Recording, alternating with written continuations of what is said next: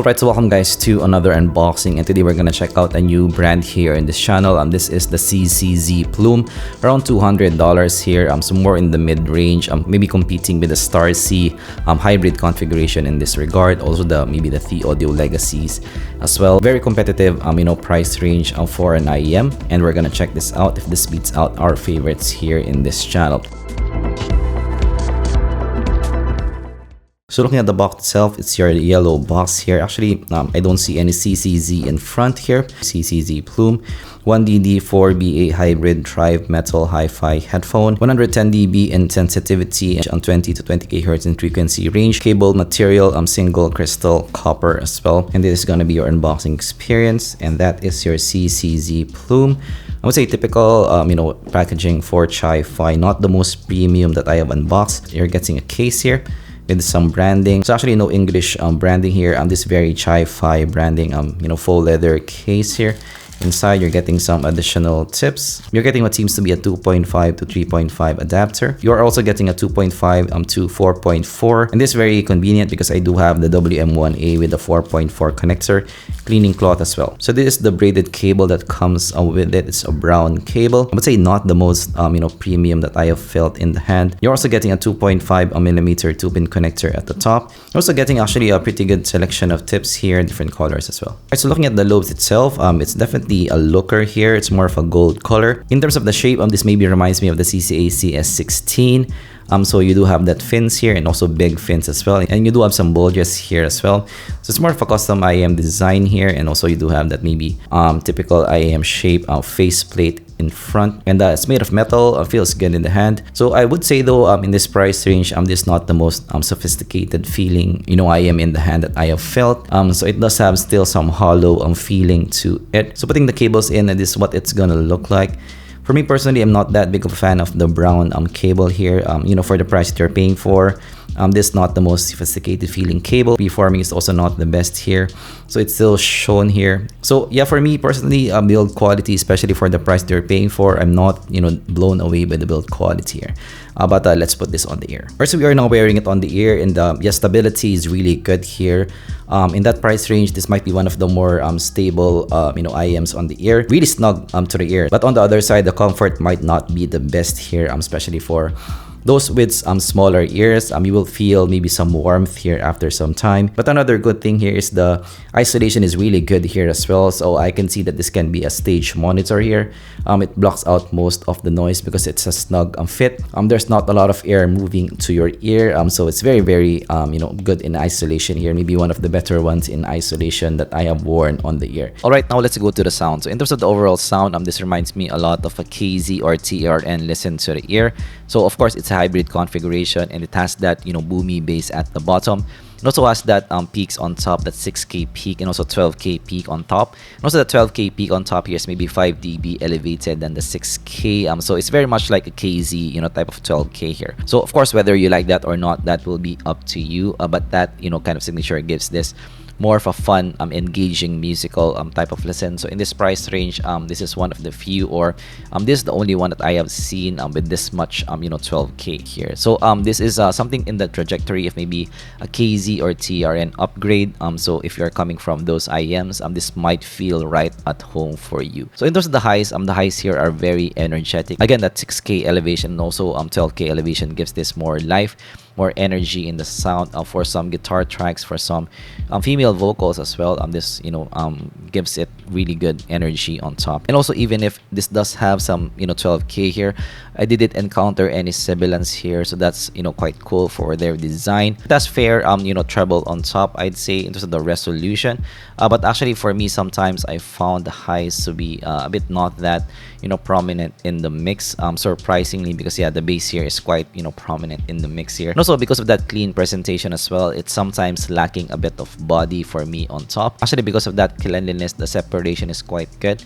But on the other side, sometimes it can be too thin, too clean for my liking. Like Billie Jean and Michael Jackson, the shaker on the right side is lacking a bit of weight for me and body. So I would say in terms of the highs, love and hate thing for me here. Also for me, tonally, the highs sometimes can be off in tonality for me in some track. It has a metallic tonality for me here. So yeah, for me personally, the highs here are not the strength of the CCZ Plume. Going to the mids are revealing, detailed, and more of a bright vocal presentation as well. It's more from the clean side of presentation as well. It's more of a monitor type of listen here. So again, the separation in the mids is actually pretty good here. But again, for some tracks, it's lacking a bit of body for me. So this won't be your lush, smooth vocal. And also because the mids are recessed in the mix, the vocals are not front and center in the mix here. So yeah, for vocal heads, this might not be for you. But what's cool here is the vocals are pretty tame here. Again, no sibilance inside. So for a 5-driver system, this is one of the few that I have encountered with no sibilance for me or shoutiness in the vocals. The separation in the mids is great as well. So for multiple vocalists, like for example,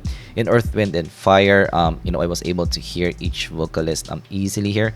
So separation, imaging is quite good for me overall. Is quite black and white here. So I would say for the mids, I like it better than the highs here in the CCZ Plume.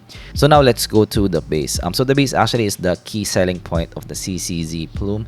It's big in the mix, definitely front and center in the mix here, also in the boomy side as well.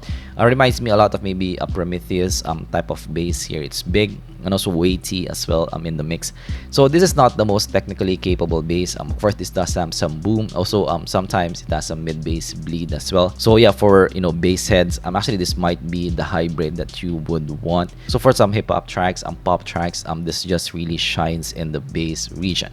This goes fairly deep as well. Though frankly, while the bass has some boom, it's not the most boomy IEM that I have listened to. So it's not that boomy. So it's not the most overwhelming bass that I've listened to. But still, it does reduce the separation here. So this won't be your most technically capable bass. This is more of a fun bass here. So something for you guys to consider. Soundstage is actually quite big here. I'd say one of the bigger ones that I've heard. Well, not the biggest that I've heard. It's actually in the big side. So it's one of the top 5 sound stages that I've heard in that price range. Separation, apart from the bass, actually the mids and the highs, separation is actually good. But the bass, reduces the separation a bit because of that boomy nature of the bass. So the separation for me is just average for me, not the best that I've heard here. Imaging is actually pretty good here. So again, that positioning of the instruments, also the separation of the instruments. I still wouldn't use this for some mixing work because of the signature. But yeah, for the imaging, pretty good here overall. Detail here is fair. So while it has some micro detail in this price range, this is not the most detailed pair.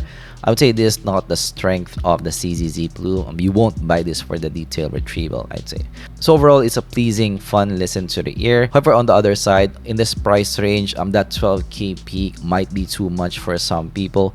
So actually, that's one of the bigger issues for me here. In this price range, more people are looking for technicalities, more even tuning, more level tuning, and that 12K might be too much for some people. So again, this will depend on your preference here. Alright, now let's proceed to the measurement. You have that 12K, you're also getting that maybe 5-6K elevation as well, and you're getting maybe a slight mid-bass bump as well, which explains that this has some boom to the bass here. So definitely the bass is quite prominent in the mix, and it's nicely extended on the top as well, and you do have that recessed mids here. So very V type of shape, so that's why maybe it reminds me a lot of a TRN KZ type of listen. Actually might be a more of a KZ listen here because of that more elevated 12K. So from the bass region, you're getting that maybe slight elevation to around 80 Hertz, and then after 80 Hertz, you're getting that recession to around 1K, and then after 1K, you're getting a slight elevation at around 1.5K, and then after that, you go down to around 2K, which gives your valley for your V shape, and then after that, it goes up to around 3 to 4K, and then after that, it goes up to around 6K. And then after that, it goes down to around 10K. And then after that, you're getting that major peak at around 12K. So actually the 12K, gives it that shimmer on top, gives it that, energetic top here. But yeah, it gives it maybe some unnatural tonality in some tracks here. So yeah, pros and cons here. So comparing it to the L3, as you guys can see, your L3 is definitely more of a neutral, sound to the ear. Definitely your Plume will be more of a V type of shape on the ear.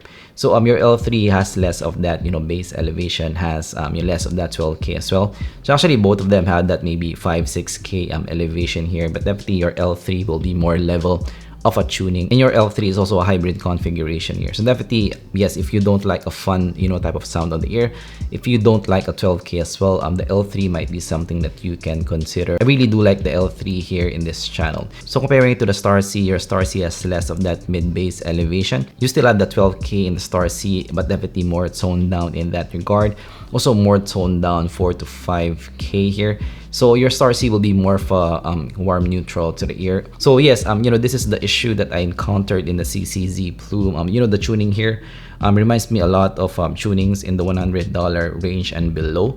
And here in this price range, this might be harder to sell because here in this price range, there's more people looking for more of a level, type of tuning to the ear. But of course, still, it will be up to you if you kind of like this, because if you're coming from a KZ or TRN. So this is something that KZ and TRN fans can consider. So overall, who are the plumes for? So if you want more of an engaging bassy type of listen, big bass at the bottom, this might be for you. So one of the few in this price range with this kind of presentation. So yeah, definitely if you're coming from a KZ, CCA, TRN, kind of IEM, this might be something that you can consider. However, in terms of cons, of course, the tonality for me is not the best here. Again, that 12K in this price range might be too much for some people. So yeah, this will be a love and hate thing. I think for some people, this will be a kind of divisive thing because of that, 12K here, and also that big bass at the bottom. So in this price range, it's one of the few that has that. So this might not be for everybody here. And also for me, I still like my channel favorites here. Starseas, the Umis, the Legacy 3s of the world as a hybrid in this price range. So again, it will be up to you here. If you like a fun type of sound, this might be something that you can consider. Otherwise, just go with my channel favorites here. Those will be my recommendations here. So for me, the CCZ Plume won't go to my top 5. Alright, so that's my take with the CCZ Plume. Of course, if you learned something, leave a like and subscribe for more content like this in the future. Thanks for watching, and I'm gonna see you guys in the next zpolt video. Bye-bye.